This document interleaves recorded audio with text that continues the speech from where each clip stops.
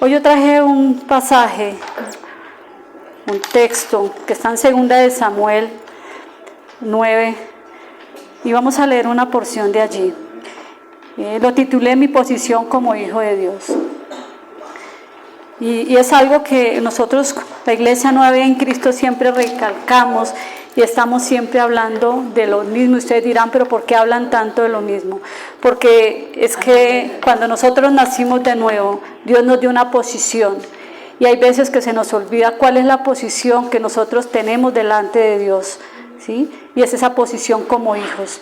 Y es por eso que nosotros como congregación queremos que toda la congregación, nosotros como pastores o líderes, queremos que toda la congregación realmente estemos posicionados en quiénes somos como hijos de Dios. ¿Amén? 2 de Samuel 9, 1. ¿Estamos todos ahí? Hoy nos van a colocar aquí. Yo voy a leer la Reina Valera. Dice, dijo David: ¿ha quedado alguno de la casa de Saúl a quien yo haga misericordia por amor de Jonatán? Y había un siervo de la casa de Saúl que se llama Siba, al cual llamaron para que viniese a David. Y el rey les dijo: ¿eres tú Siba? Y él respondió: tu siervo. Y el rey le dijo: ¿no ha quedado nadie de la casa de Saúl a quien haga yo misericordia de Dios? Y Siba respondió al rey: aún ha quedado un hijo de Jonatán lisiado de los pies. Entonces el rey le preguntó: ¿dónde está? Y Siba respondió al rey: he aquí, está en casa de Maquir, hijo de Amiel, en Lodebar.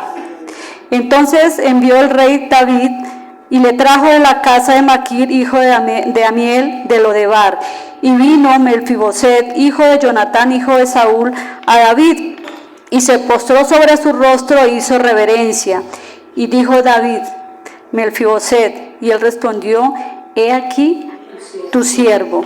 Y dijo David: no tengas temor, porque yo a la verdad haré contigo misericordia por amor de Jonatán tu padre, y te devolveré todas las tierras de Saúl tu padre, y tú comerás siempre a mi mesa. Y él, inclinándose, dijo: ¿quién es tu siervo para que mires a un perro muerto como yo? Entonces el rey llamó a Siba, siervo de Saúl, y le dijo: todo lo que fue de Saúl y toda su casa, y de toda su casa, yo lo he dado al hijo de tu señor. Tú pues le labrarás las tierras, tú con tus hijos y tus siervos, y almacenarás los frutos para que el hijo de tu señor tenga para comer. Pero Mefiboset, el hijo de tu señor, comerá siempre a mi mesa. Y tenía Siba 15 hijos y 20 siervos.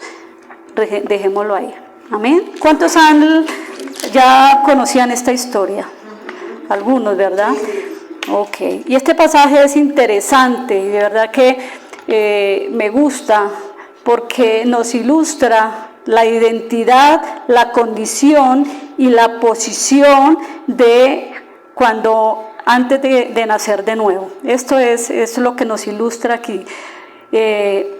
Para los que no conocen de pronto la historia de quién es Melfiboset, yo les voy a hacer un resumen, pero si lo quieren leer en casa está en 2 de Samuel 4:4. Melfiboset era hijo de Jonatán, nieto de Saúl, el primer rey del pueblo de Israel. Melfiboset era un príncipe del linaje real del pueblo de Israel. Alguien que ya a su corta edad había disfrutado, ¿sí?, de vivir en el palacio del rey, de comer en el palacio del rey y de vivir, de vestir como los hijos del rey, ¿sí? Pero ¿qué le pasó a Melfiboset? Cuando tenía 5 años, le llega la noticia a la casa, pues al palacio, de que el rey Saúl había muerto. En ese entonces, cuando moría el rey, en la guerra o lo que fuera, toda su descendencia tenía que morir, porque si alguien quedaba vivo, pues siempre tendía a querer el poder. Entonces moría el rey y toda su descendencia debía morir. Entonces llega la noticia y todo el mundo empieza a correr la niñera o la nana, como le llamen, la nodriza, lo toma en sus brazos para protegerlo y sale corriendo, y al salir corriendo el niño se cae y queda lisiado de sus pies. O sea que él es un hombre lisiado. Entonces vemos la condición de Mefiboset. Mefiboset tenía apenas solo 5 años. Lo pierde todo en un solo instante. Pierde a su abuelo el rey, pierde a su papá Jonatán, que fue el mejor amigo de David, que eso vamos a hablar más adelante. Pierde a sus tíos, y toda esa historia está en 1 Samuel 31:6 para los que quieran leer. En otras palabras, quedó huérfano y desamparado a los 5 años al cuidado de personas que aún no eran su familia. Perdió toda la posibilidad pues, de volver a caminar, perdió la herencia de la familia porque él se fue, se escondió, nadie sabía que él existía, entonces toda la herencia que a él le correspondía pues la perdió, sus posiciones y todas sus posesiones y toda su riqueza. Tuvo que vivir escondido, lleno de temor, de miedo, tal vez un niño que creció sin esperanza, con una autoestima por el piso, dependiendo física y emocional tal vez y económicamente de otras personas. Dice ahí la palabra que vivía en Lodebar. ¿Y qué significa Lodebar? En hebreo significa sin pastos. Sin pastos. En la Biblia cuando se habla de pastos es abundancia, pero él vivía en un lugar donde se decía Lodebar, que significa sin pastos. Dice en la casa de Maquir, que significa vendido. O sea, el pobre estaba vendido y sin pastos. En otras palabras, estaba llevado. Esa era la condición que tenía Mefiboset. Pero no todo estaba acabado para este hombre. No todo estaba acabado. Yo quiero que cuando estemos aquí ustedes vayan teniendo al Señor discernimiento, porque esta historia tiene mucho que ver. Es tipo y sombra con nuestra condición antes de conocer de Cristo. Pero no todo estaba acabado para este hombre. Dios tenía un propósito para él, para la vida de él, que iba a transformar completamente su vida. Mefiboset no sabía que el rey David, en sus épocas hermosas de joven, que había hecho un pacto con Jonatán. Jonatán era el papá de Mefiboset, hijo del rey Saúl. Y había hecho un pacto, y que ese pacto era de que si David quedaba vivo o reinaba, iba a cuidar de su descendencia y no iba a tocar a ninguna de su familia o su descendencia. Y este hombre no sabía que había ese pacto. No se dice y no se sabe en la Biblia qué edad tenía Mefiboset, solo habla de los 5 añitos cuando él quedó lisiado, pero no habla de cuántos años tenía ahora que el rey se encuentra con el rey David. Pero seguramente pasaron muchos años y ya era un hombre adulto, porque dice que él tenía un hijo, o sea que ya era un hombre adulto, ¿verdad? Y él no sabía ese pacto que había hecho su papá con David en ese entonces. Y aunque Jonatán había muerto ya hacía mucho tiempo, David todavía se acordaba de ese pacto que había hecho con su amigo Jonatán.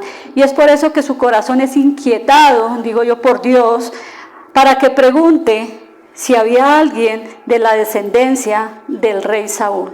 ¿Sí? Y es por eso que el mensaje, pues el texto comienza preguntando, ¿hay alguien que quede de la casa de Saúl para que yo haga misericordia? ¿Sí? Eso es lo que él está preguntando.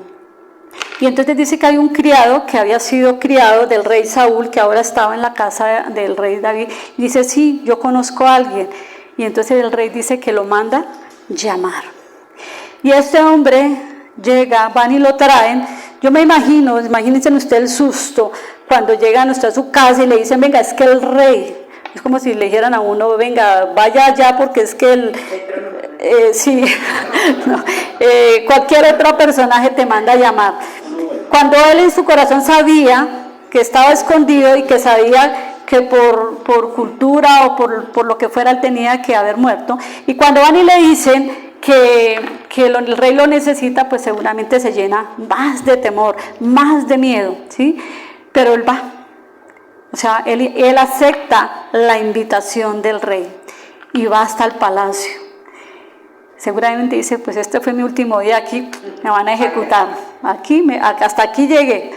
Pero no, Dios tenía planes maravillosos para él. Y lo primero que hace él, se postra, dice la palabra, a los pies del rey. Y le dice, he aquí a tu siervo. El rey David, me imagino yo, porque no lo ve con amor, lo ve con compasión y le dice, y mira lo que le dice el rey, no temas. O sea, me imagino la cara de asustado que estaría este hombre que le dice el rey, no temas, porque yo hoy voy a hacer misericordia de ti. ¿No les parece esa palabra conocida? Hoy voy a hacer misericordia de ti. En otras palabras, el rey le está diciendo, no tengas miedo, yo voy a ayudarte, yo voy a sacarte de esa condición en la que tú estás, yo no voy a tener en cuenta más tu pasado. A partir de hoy, tú vas a ser alguien diferente. Amén. Pero Mefibosé estaba tan asustado que no entendía. Él seguía como que no entendía lo que en ese momento ya le había dicho, yo hoy voy a hacer misericordia de ti, pero él dice, ¿y quién es tu siervo para que mires a un perro muerto como yo? O sea, él aún no entendía lo que el rey le estaba diciendo. La condición de este hombre era, no tenía identidad, no tenía nada, se menospreciaba a sí mismo, creía que todo estaba perdido, que no valía nada en ese momento. Jamás pensó que alguien iba a cambiar sus circunstancias, su condición y su identidad y su posición. Y es por eso que el rey David, en su misericordia, dando cumplimiento al pacto que hizo con Jonatán, cambia esa identidad, cambia esa condición y cambia la posición de este hombre por completo. Recordemos que David es sombra de nuestro Señor Jesucristo. Él es recordado porque David tenía el corazón conforme al corazón ¿de qué? De Dios. La misericordia otorgada por el rey David traería como fruto la restauración de alguien que por tradición, ya dijimos, tenía que incluso morir. Sin embargo, la obra misericordiosa ¿sí? le permite disfrutar no solamente de sus bienes, sino de una relación personal con el rey.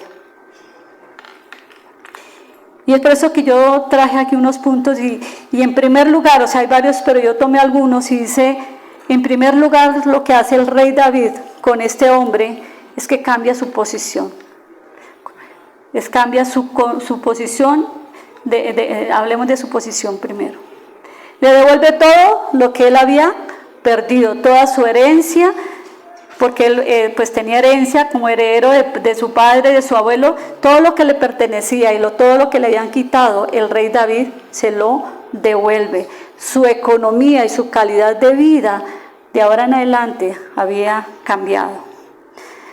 En segundo lugar, también cambia su condición. ¿Se acuerdan la condición en la que estaba?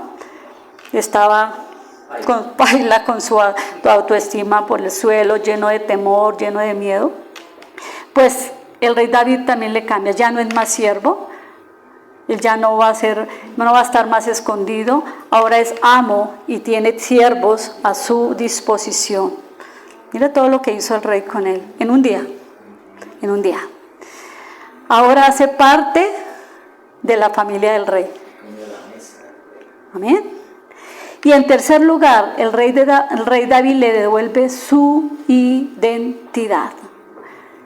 Pasó de ser alguien que estaba escondido a ser alguien reconocido como uno de los hijos propios del rey, porque ahí dice la palabra que él se sentará a comer a la mesa como uno de sus hijos, como hijo del rey. O sea, en este momento el rey restaura toda la vida de este hombre, así como él lo perdió así, ¿se acuerda? De un día para otro, en ese mismo día el rey David, restaura la vida de este hombre.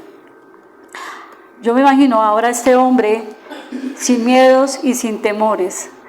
Ahora es un hombre respetado por el pueblo.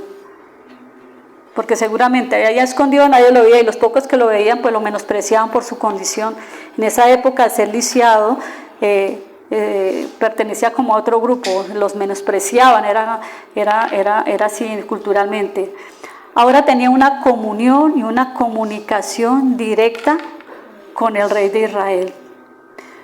Y lo más importante, comía todos los días en la mesa del rey con el rey. La vida de este hombre le fue cambiado por completo y seguramente su semblante, yo decía, tal vez llegó lleno de miedo y temores al palacio, ahora se la pasaría sonriendo, ¿cierto? Gozoso, se gozaba de lo que el rey le había dado, le había devuelto.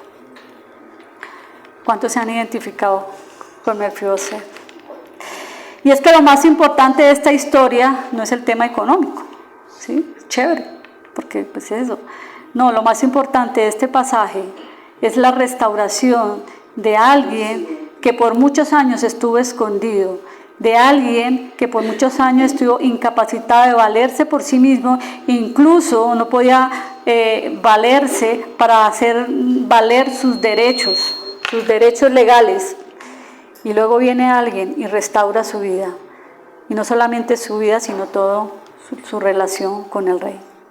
Y creo que esta fue, para mí personalmente, la última cosa fue lo más importante. Y creo que lo que más disfrutó Mefiboset, y era relacionarse, esa relación que podía tener a diario con el rey David. Me imagino él preguntándole al rey David cómo era su relación con el abuelo, cómo era la relación con su papá, Jonathan, que le contara todo el tema del pacto que había hecho, porque él nunca supo, hasta ahí fue que se vino a enterar del pacto que habían hecho ellos los dos. Este hombre volvió a nacer, fue restaurado y ahora tenía claro cuál era su posición como hijo heredero. Amén. Y por eso decía yo que es una historia que a mí me impacta, porque es tipo de la vida de un cristiano antes de nacer de nuevo. David representa o tipifica a Dios. Mefiboset representa al hombre que no había nacido de nuevo. Y Siba representa a aquel que da las buenas nuevas. David cumplió con el pacto que hizo a Jonatán de preservar la vida de su descendencia. En el pacto que ahora estamos nosotros, es un pacto entre Dios y el Hijo. David en este pasaje es tipo de la obra de Cristo en misericordia por el perdón de pecados. Y aunque David fue un hombre que falló a Dios muchas veces, ustedes deben conocer, de su linaje se levantaría uno sin pecado. Se levantaría alguien que establecería su reino para siempre. Jesucristo viene del linaje del rey David. Pero observemos algunos aspectos, y ya quiero hacer un paralelo de la vida de Mefiboset con hoy en día, cuando nosotros ya, para nosotros, los que hemos nacido de nuevo, los que estamos en el nuevo pacto, los que tenemos ya una nueva identidad, ¿sí? Y hay varias cosas para tener en cuenta. En primer lugar, el rey buscó a Mefiboset para hacer misericordia de él y para devolver de toda la herencia que le había sido quitado. Juan 15:16 nos habla de que fue Jesús quien nos buscó a nosotros primero. O sea, el rey David busca a Mefiboset, Jesús nos busca a nosotros. Juan 15:16 dice, Juan 15:16, no me elegisteis vosotros a mí, sino que yo os elegí a vosotros y os he puesto para que vayáis y llevéis fruto y vuestro fruto permanezca. Fue Jesús quien nos buscó a nosotros. Fue Dios quien envió a su Hijo para que nos buscara, porque toda la humanidad, todos estábamos muertos, estábamos perdidos, estábamos como Mefiboset, sin esperanza, sin fe, pero fue Jesús quien nos buscó a nosotros. El rey David tuvo misericordia con alguien que normalmente debía morir. Usted y yo debíamos morir. Pero Dios tuvo misericordia de nosotros y envió a su Hijo para que tomara el lugar de nosotros en la cruz. Todos nosotros, antes de nacer de nuevo, estábamos condenados, estábamos muertos en nuestros delitos y pecados, estábamos destituidos de la gloria de Dios a causa del pecado original.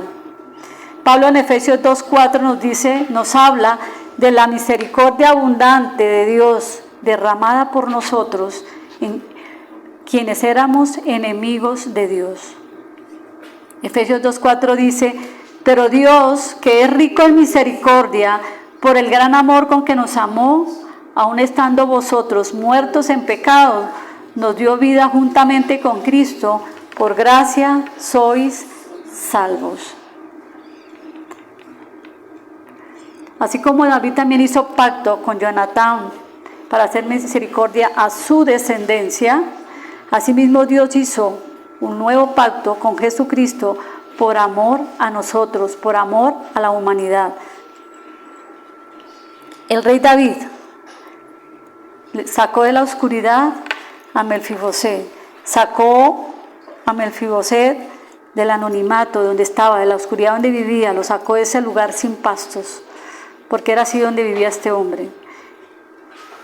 Dios, nuestro Padre Celestial, nos sacó de las tinieblas al reino de su Hijo amado, para que vivamos en libertad, para que vivamos en gozo y disfrutemos de sus bendiciones. El rey David vio a Mefiboset a través del amor jurado a su padre Jonatán. Hoy Dios nos da el derecho de ser hijos por medio de Jesucristo.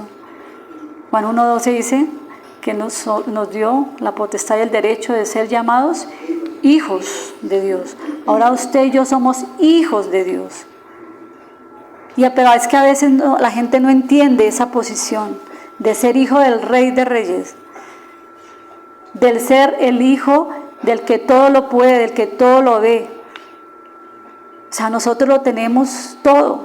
Somos hijos del gran Todopoderoso. ¿Acaso hay algo imposible para Él? Nada.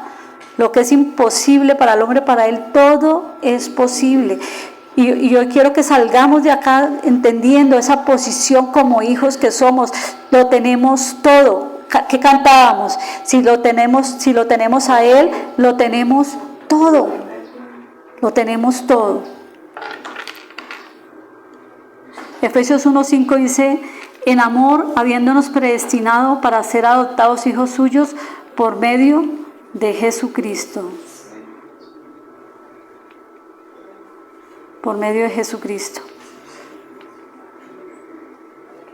Primera de Corintios 1:9 dice: y fiel es Dios, por el cual fuisteis llamados a la comunión con su Hijo Jesucristo, nuestro Señor. Fuimos llamados para estar en esa comunión con nuestro Señor Jesucristo. Dios envió a David para rescatar a Mefiboset, porque fue Dios quien inquietó el corazón a David. Asimismo Dios envió a Jesús a rescatarlo a usted y a mí. ¿De quién? De las garras del enemigo, de las tinieblas, de todo lo que este mundo ofrece, de sacarnos de las tinieblas a la luz. A eso envió Dios a su Hijo. David usó a Siba, ¿se acuerdan de Siba? Para que fuera y le diera la gran noticia a Mefiboset. Dios envió a Jesús a darnos esas buenas nuevas. El día que nosotros recibimos a Cristo nuestro Señor como nuestro Señor y Salvador. Como vemos, la palabra de Dios es maravillosa. La Biblia es esto. Aquí nada se contradice, todo el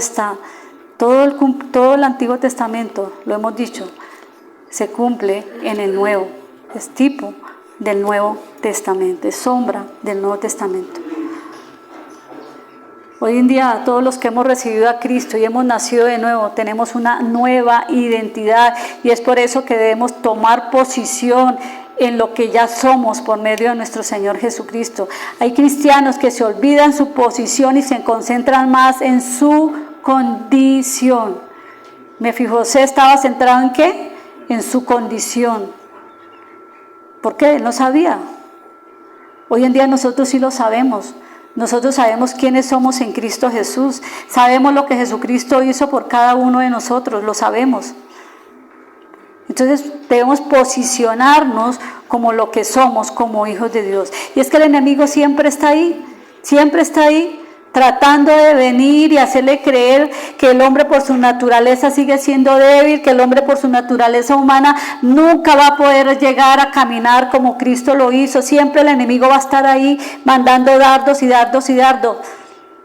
Pero ¿quién es más poderoso? Dios que está en nosotros, que Él. Amén. Amén. Efesios 2:6. Vamos a Efesios 2:6.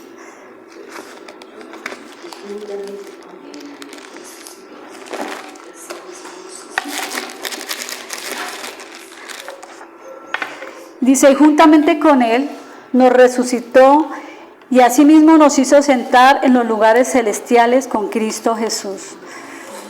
Yo había leído muchísimas veces este pasaje, pero muchas veces. Y no me he detenido de realmente, a decir, como dice, a meditar lo poderoso que es esta palabra.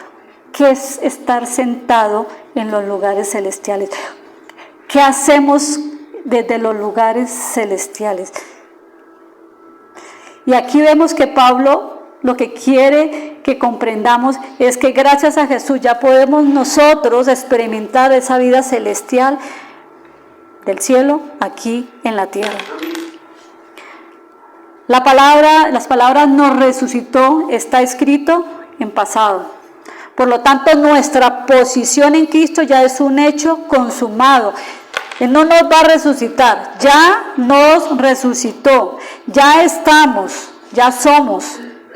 Eso significa que nosotros debemos vivir como embajadores de Cristo y compartir la buena noticia a todos los que están a nuestro alrededor y exhibir o vivir una vida semejante a la de Cristo delante de todos los que conocemos.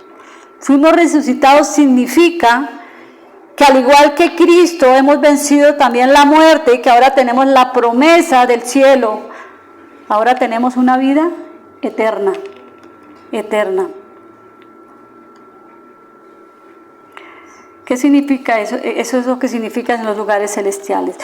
Estar en los lugares celestiales no es algo físico ni literal, o sea, tenemos que ver que Pablo nos está explicando que todo es, él estaba hablando espiritualmente. No sé ustedes si han experimentado ese tema espiritual. Yo nunca lo había experimentado y alguna vez, yo creo que les conté a alguien, estaba yo en la iglesia, en la alabanza y en la adoración, así como hoy metidos, que hoy cuántos lloraron, yo lloré hoy con la alabanza. Y estaba yo tan metida en la alabanza que yo cerré mis ojos y de pronto yo me vi en los lugares celestiales. Y yo veía cómo veía yo a toda la gente que estaba alabando a Dios.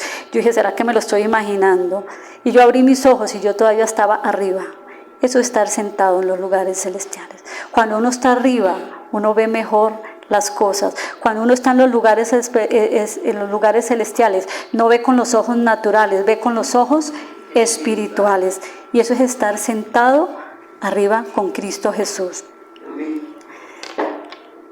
Estar sentado en los lugares celestiales nos dice que a través de su muerte y de su resurrección podemos disfrutar de ese lugar allí.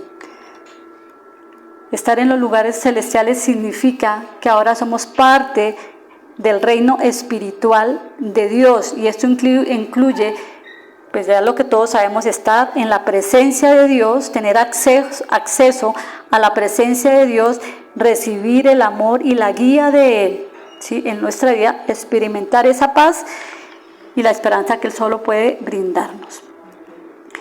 Este beneficio de la vida en Cristo y su resurrección, estar en Cristo hace que todo esto sea posible.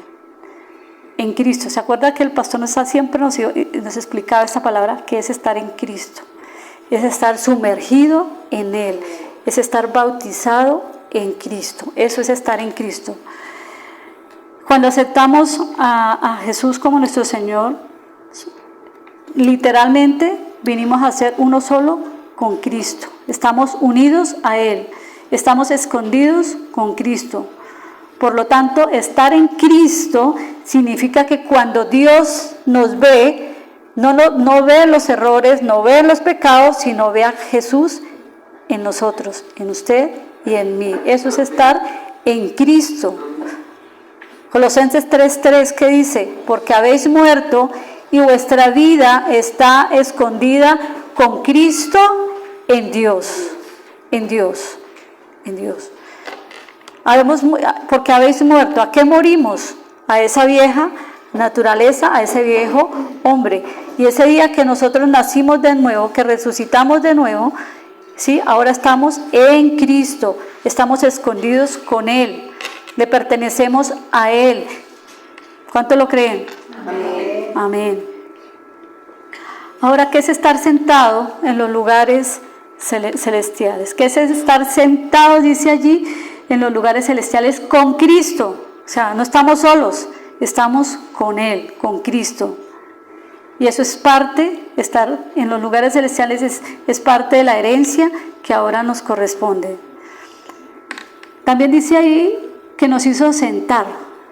O sea, ya estamos sentados. No es que usted se va a sentar. Usted y yo ya estamos sentados en los lugares celestiales junto con Cristo Jesús. Y aquí yo saqué 3 puntos que me parecen importantes. La primera cosa que significa estar sentado en los lugares celestiales implica reinar. Los reyes se sentaban en sus tronos y reinaban desde sus tronos. Jesús, cuando ascendió, dice que se sentó a la derecha del Padre y está ahora sobre todo, tiene sobre todo dominio, dice ahí, y principado. Y si nosotros estamos sentados con Jesucristo juntamente con Él, ¿nosotros no tenemos ese mismo dominio sobre los principados? Claro que sí. ¿Ven lo importante de estar sentado junto con Cristo? Si yo estoy sentado junto con Él, también todos nosotros, los que estamos aquí, tenemos ese poder para reinar sobre todo dominio y sobre todo principado. Usted y yo tenemos ese mismo poder para hablarle a cualquier problema que usted tenga y yo tenga. Tenemos poder para hablarle a la enfermedad y echarle fuera de nuestros cuerpos. Tenemos el poder para echar fuera demonios. Tenemos poder para reinar sobre cualquier situación que se presente. ¿Por qué? Porque ese poder para reinar lo recibimos de Jesús y estamos sentados juntamente con Él. Esa es nuestra posición. Ese es saber cuál es mi posición. Mi posición no es estar asustado y temeroso todo el tiempo. Mi posición, y yo me posiciono como lo que soy como hijo. Yo tengo ese mismo poder. ¿Sobre quién estoy parado? Sobre la roca que es Cristo. ¿Y alguien me viene a mover? No, pueda que venga y me mueva, pero no me va a quitar de ahí. Porque yo estoy parada sobre la roca que es Cristo Jesús. Y nada, dice la palabra, que nada ni nadie nos puede separar del amor del Padre que es en Cristo Jesús. En nosotros ya no hay temor, en nosotros hay amor, hay poder, hay dominio propio. ¿Dominio para qué?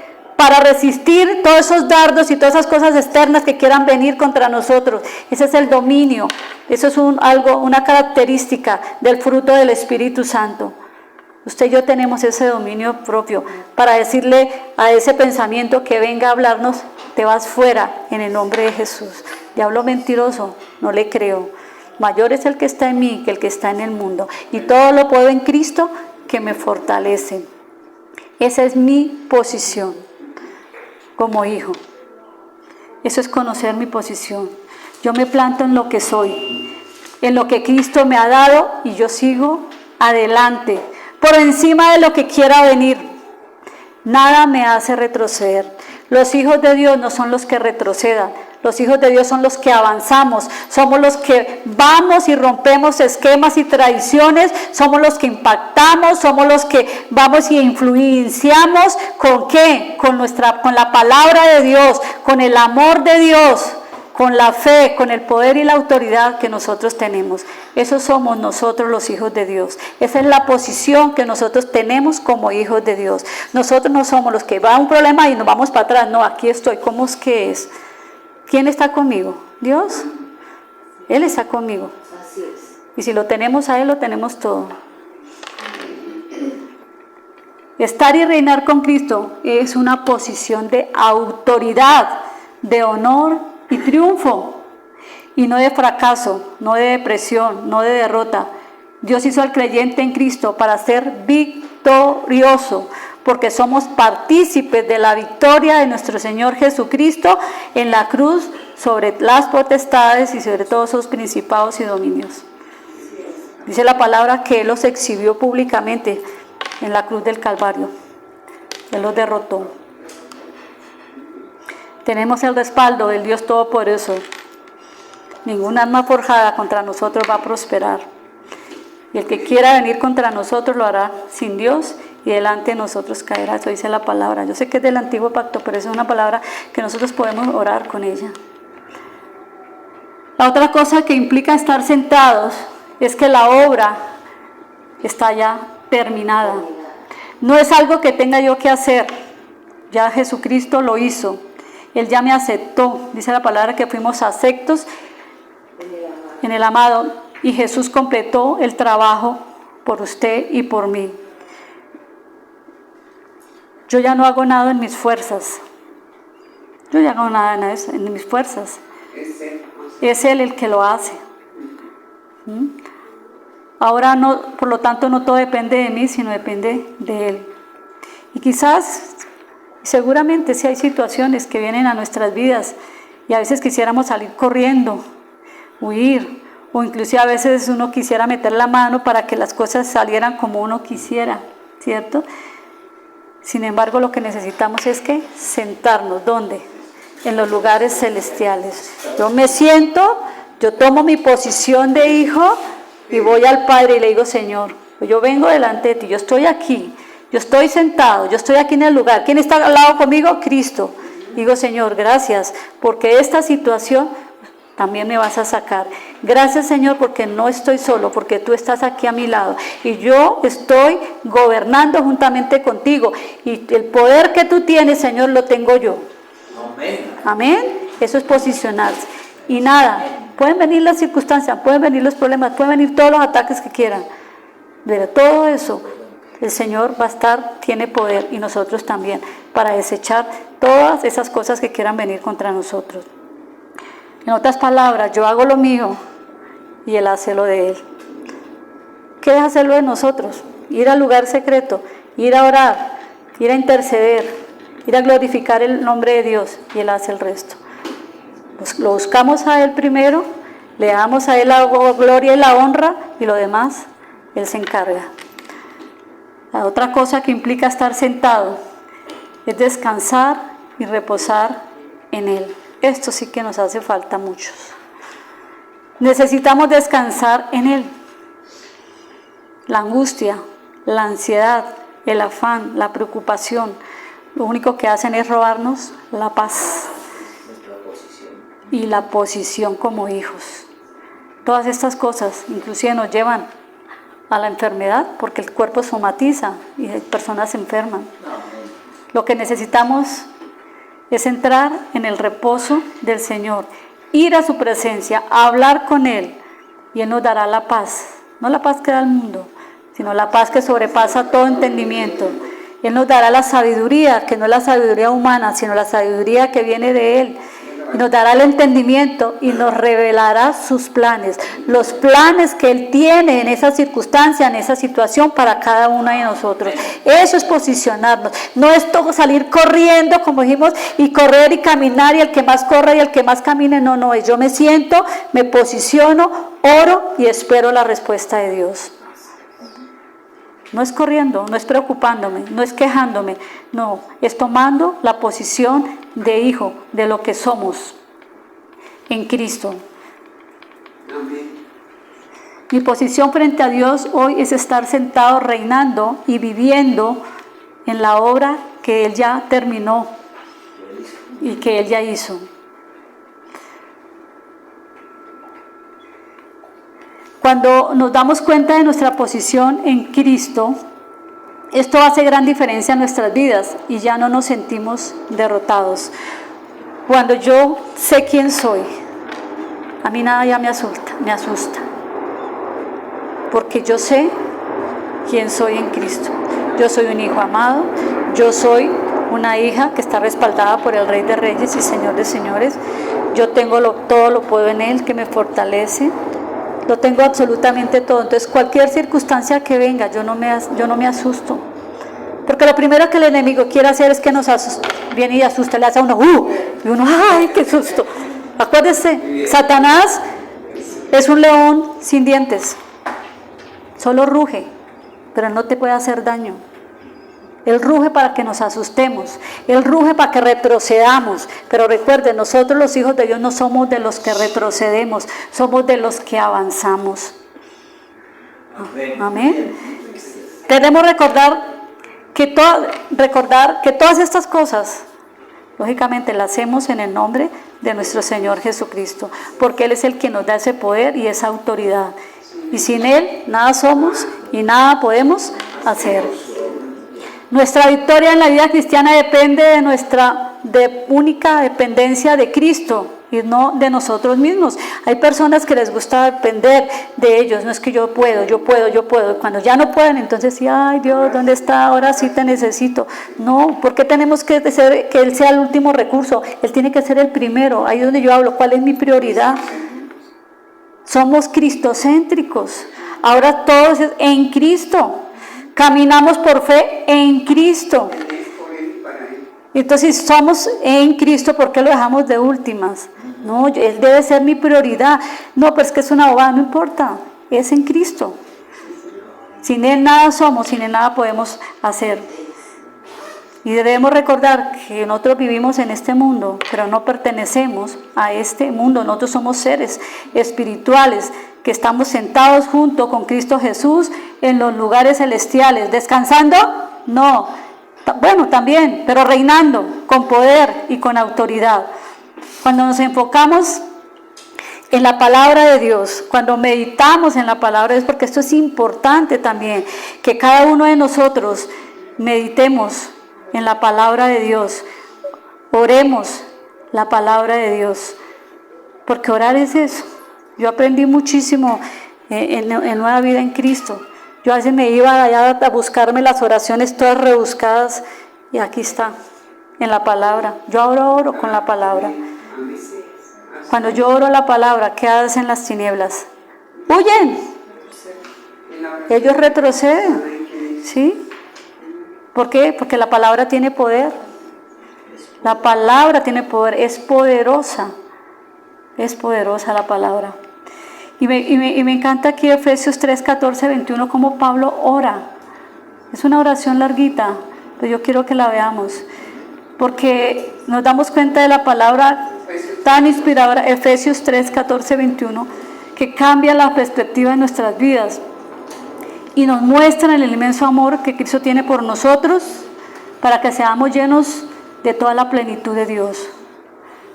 Dice, ¿ya tienes ahí? Sí. ¿Lo leo? No, aquí yo lo leo. Dice acá, sí, el 14, es que me perdió. Por esta causa doblo mis rodillas. Sí, ya, espérame, por acá está. Dice, por esta causa doblo mis rodillas ante el Padre de nuestro Señor Jesucristo. ¿Quién está hablando ahí? Pablo. De quien recibe nombre toda familia en el cielo y en la tierra, que os conceda, conforme a la riqueza de su gloria, ser fortalecidos con poder por su Espíritu en el hombre interior. De manera que Cristo more por la fe en vuestros corazones, y que arraigados y cimentados en el amor seáis capaces de comprender con todos los santos cuál es la anchura, la longitud, la altura y la profundidad, y de conocer el amor de Cristo que sobrepasa el conocimiento, para que seáis llenos de toda la plenitud de Dios. 20. Y aquel que es poderoso para hacer todo mucho más abundantemente de lo que pedimos o entendemos, según el poder de su obra en nosotros, a Él sea la gloria en la iglesia y en Cristo Jesús por todas las generaciones, por los siglos de los siglos. Amén. O sea, si usted quiere orar, ore con esto. Ahí está la palabra. No tenemos que ir a rebuscarnos el Espíritu Santo, dígame cómo oro, no, ahí está. Es leer la palabra. Es por eso, iglesia, que yo quiero animarlos, que como hijos tomemos la posición y no permitamos que nada ni nadie nos distraiga del propósito que Dios tiene para tu vida. Somos hijos, herederos y coherederos con Cristo. Vivamos y disfrutamos de las bendiciones que Él ya nos dio. Y yo quiero, ayer yo estaba terminando el mensaje, pero vino algo